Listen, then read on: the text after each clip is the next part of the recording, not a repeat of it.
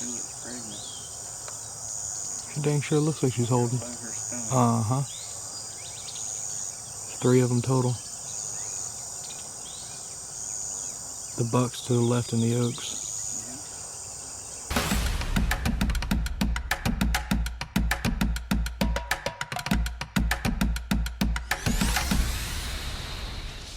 Oh, you got me on record. Yeah, let's go. So I asked Walter, I said, what else do you have here besides a pinch point? And he started naming off all this stuff.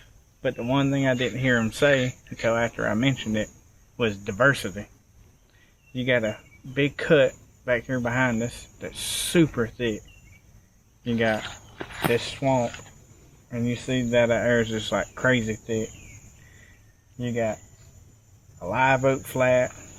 There's ag fields out that way. And just got basically a bunch of diversity all coming together right here. And this is a pinch point for the whole area. And maybe Walter can come right here and show you. But this is what we've been finding. I mean, literally, look at the browse. All this stuff just completely nipped off everywhere. There's another tree over there. This whole trail that runs through here, every little bush on it is completely nipped off. Deer spending time in here. And this is the type of place also that I'm looking at that deer are going to live year round. So you have different things like, well, where deer, you may get some good deer on food sources early season and the patterns can shift super quick. Well, when you get in these thickets like this, bedding areas, those patterns don't seem to shift so much. They tend to stay true, and you can also tell that by how much browse there is in this area.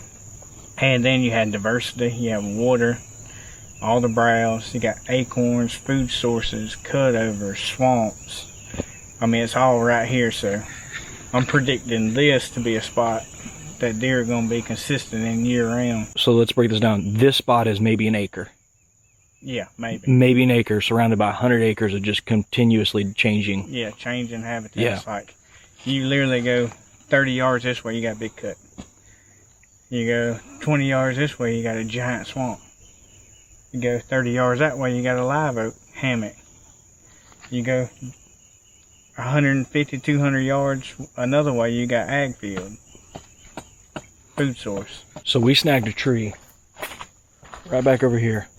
And it overlooks this basically 3-way intersection of trails. You got one main trail with a couple little feeders coming off of these ag fields. One of the things Brett was talking about was that this place would be killer, or actually hurts from an access standpoint.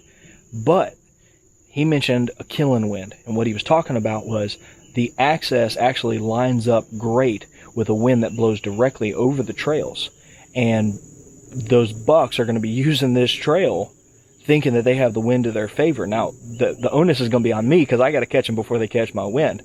But all of my shooting lanes are well before that happens. So sets up perfect for that because, per se, wind to your back. So the wind's just saying coming from ag fields. And when you get in your stand, your wind is blowing over this cut that we're not predicted deer coming through. The deer coming through this funnel where it's easier to walk. And it's sticking up in here that feels safe. So basically, you can see them from 40 yards to your right, 30 yards to your left at the tree back there, and you catch them before they get to your scent. They had to be completely in front of you to catch your scent.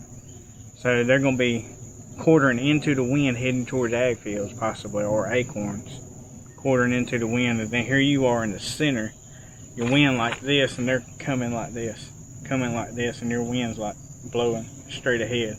Sets up perfect to kill a mature buck that way. I know that's a little difficult to conceptualize, so what I'm going to do is today when I get home, I'm going to come up with a Spartan Forge screenshot of a dummy area, and I'll show you guys what that killing wind looks like, because I think Brett's right, and I've done that before accidentally. Back when I started taking deer hunting real serious back in 2015, 16, I had a killing wind on an area, and I just wanted to hunt, and that's how I killed my biggest deer. And I didn't realize it was a killing wind until I heard it on a podcast years later. It was just, you know, a risky shot on my part. So we're going to get this cell camera going, make sure it's transmitting photos. I think it is. and then we're getting out of here. We're gonna keep scouting.